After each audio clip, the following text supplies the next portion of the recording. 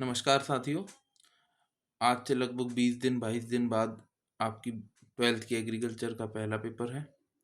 और यदि आप 12th एग्रीकल्चर में एमपी बोर्ड से एग्ज़ाम दे रहे हैं तो आज से हमने एक नई सीरीज़ चालू की है जिसमें हम फसल उत्पादन एवं उद्यान शास्त्र तथा कुछ दिनों में कृषि विज्ञान दोनों सब्जेक्ट्स के आपके सामने कुछ इम्पोर्टेंट क्वेश्चन लाएंगे और उसको हल कैसे करना है ये भी बताएंगे।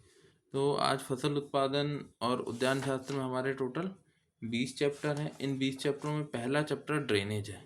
तो ड्रेनेज जो चैप्टर है जल निकास, जिसका सबसे पहला क्वेश्चन आता है जल निकास की परिभाषा। तो जल निकास की कई परिभाषाएं हैं जिसमें सबसे सरल परिभाषा ये है कि अनावश्यक जल को खेतों से बाहर निकालना जल निकास कहलाता है। इसको एक और तरीके से ये भी कह सकते हैं कि भूमि की आवश्यकता से अधिक जल को कृत्रिम रूप से बाहर निकालने को जल निकास कहा जाता है। तो ये पहला हमारा क्वेश्चन यहीं समाप्त होता है। 2 नंबर में क्वेश्चन आएगा। दूसरा है जल निकास के उद्देश्य लिखिए। जल निकास के उद्देश्य की बात आए या जल निकास का महत्व, दोनों एक ही प्रकार के प्रश्न है। दोनों में आपको एक सा ही आंसर लिखना है। तो जल निकास के एक बार 8 उद्देश्य लिखने को भी आ गया था 4 नंबर में, और एक बार 4 उद्देश्य लिखने को भी आ चुका है। तो ये प्रश्न लगभग कई बार रिपीट हो चुका है। तो इसके हम 8 उद्देश्यों की बात करें। सबसे पहला है भूमि की भौतिक दिशा में सुधार करना, भूमि में ताप उपक्रम को बनाए रखना। अगला है भूमि में हानिकारक लवणों को एकत्रित ना होने देना।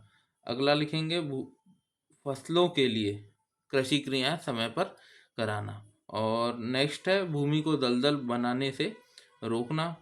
और अगला है भूमि में पर्याप्त वायु संचार बनाए रखना। अगला है हानिकारक कीटाणुओं को नष्ट करना। इस प्रकार आप देखें कि अगर उद्देश्यों की बात करें तो सबसे पहले हम परिभाषा में ही पढ़ चुके हैं कि जल निकास वह क्रिया होती है जिसमें हम खेत से अतिरिक्त जल को निकालते हैं। तो जैसे ही हम जल निकाल देते हैं, सबसे पहला काम क्या होता है, भूमि की भौतिक दशा सुधरती है। तो ये उसका उद्देश्य हो गया। दूसरा, भूमि दलदली नहीं होती। तीसरा, हानिकारक कीटाणु जो जल में पनपते हैं वो भी खत्म हो जाते हैं। चौथा, जैसे ही जल हटता है वहाँ पे वायु संचार आ जाता है। जब इन चारों के बाद होता है तो अगर जल हट जाएगा तो वहाँ पर उचित तापक्रम भी भूमि का बना रहेगा। और उसके बाद सबसे महत्वपूर्ण जो प्रमुख उद्देश्य जो रहता है वो है फसल की उपज का बढ़ाना। और समय समय पर हम कृषण क्रियाएं कर पाते हैं और लाभदायक जीवाणुओं की कृषि क्रियाशीलता में भी जल निकास के कारण बढ़ोतरी होती है। और भूमि में हानिकारक लवण एकत्रित नहीं हो पाते। तो इस प्रकार लगभग 8 से 9 उद्देश्य आप एक शॉर्ट हैंड में अपनी कॉपी में लिख लीजिए। अगला क्वेश्चन है हमारा, पृष्ठीय और भूमिगत जल निकास नालियों में अंतर बताइए। देखिए, जल निकास की कई प्रणालियां होती हैं।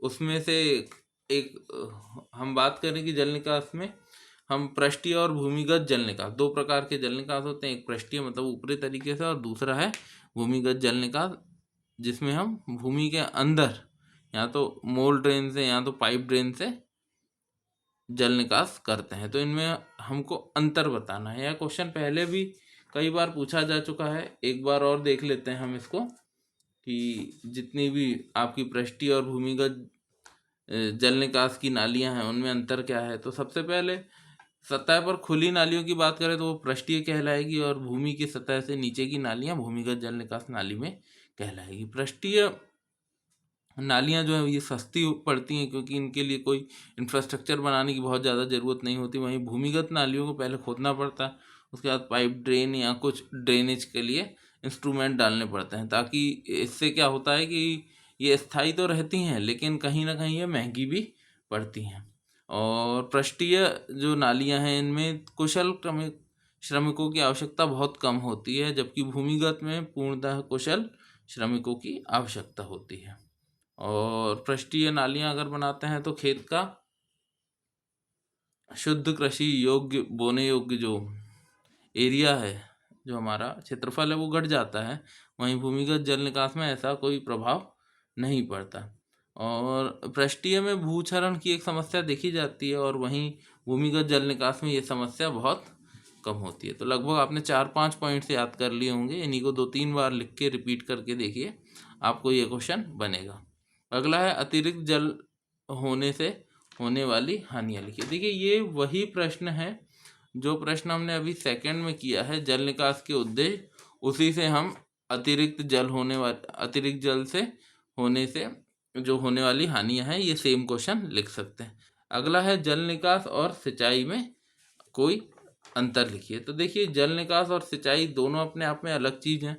जहाँ जल निकास में हम अतिरिक्त जल को खेत से बाहर निकलते हैं, वहीं सिंचाई में हम कृत्रिम रूप से जल को पौधों की मांग अनुसार देते हैं। जहाँ सिंचाई में भूमि का जल स्तर बढ़ाया जाता है, तो वहीं जल निकास में भूमि का जल स्तर नीचे किया जाता है।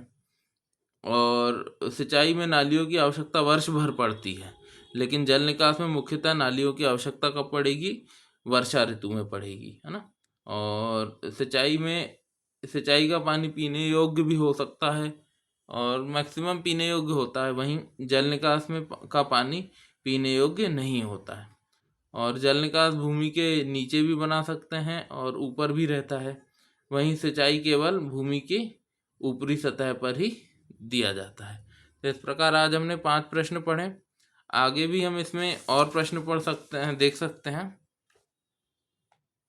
जैसे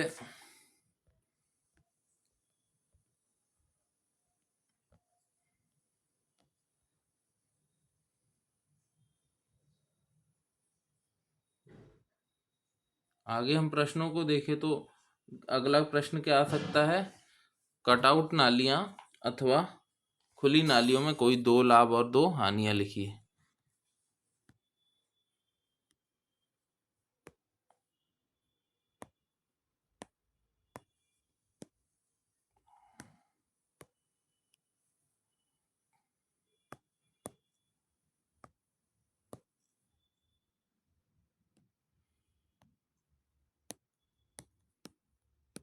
कटआउट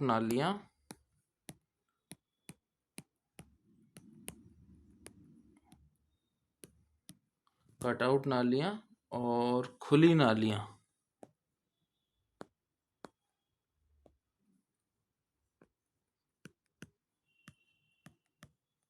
इनके 2 लाभ और 2 अंतर लिखना है।